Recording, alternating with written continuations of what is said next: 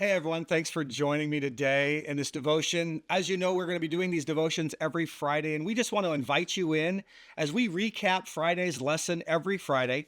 And we're going to be talking about it and just give you something maybe that you might not have thought about or what the value of it is. And our whole staff is going to be doing that throughout the year. And so please tune in every Friday.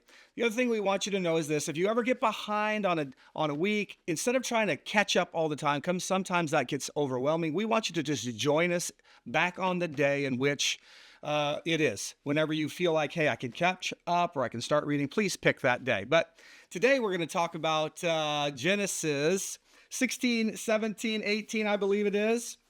And fascinating stuff in this passage. I mean, there's all kinds of things happening. I mean, Hagar becomes a surrogate mother to Abraham's child, Ishmael. We got this creating tension in the family between Sarah, even so, though that was culturally acceptable back in that day. But Sarah, now there's tension, there's resentment. They don't know how to handle that. Then you got Abraham given a new name. He goes from Abram to Abraham. Then we have this covenant happening, this reestablishment and this laughter about whether he's going to have a child or not. Then he starts talking about circumcision and how that's going to be the sign of the covenant. And then it goes on about Sarah and how she laughs later about having this child. And then the angels that show up, the Spirit of the Lord who shows up, starts telling Abraham a little bit about what he's getting ready to do at Sodom. Man, talk about 3 chapters packed full of stuff. It's a lot. But today I want to talk about the most odd thing in the group, and that is circumcision. What in the world? Why would God choose something as crazy as circumcision to commemorate or to validate a covenant? And I want you to turn in your Bibles to Romans chapter 2 and verse 28. Paul addresses this in our day. He says this: "For no one is a Jew who is merely one outwardly, nor is circumcision outward and physical." Did you notice that?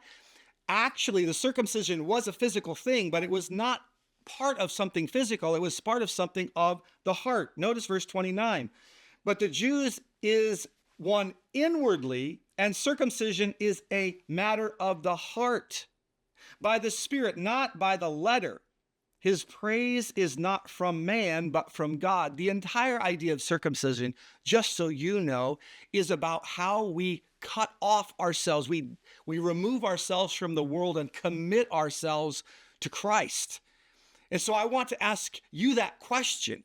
Have you realized the magnitude of what it means to cut off, to remove from yourself that thing that is in the way that is causing you to not be a follower of Jesus? You see, the Jews, they were doing the physical, and yet they were neglecting the spiritual, which was living for Jesus, for living for the law. They stopped doing it. They stopped obeying it. Yet they thought, oh, we're good because we've done the physical thing. So many of us need to understand that our devotion is not physical, it's spiritual.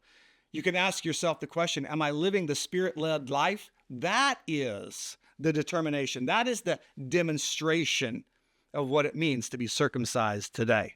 So that's a thought for you to think about. I want you just to consider it. What does it mean for you to have cut away or circumcised spiritually, to live by the Spirit and not by the flesh, so that you can have the fullness of Christ? I hope that you enjoy this devotion. I hope that you have a great week this weekend, and we look forward to seeing you on Sunday. God bless.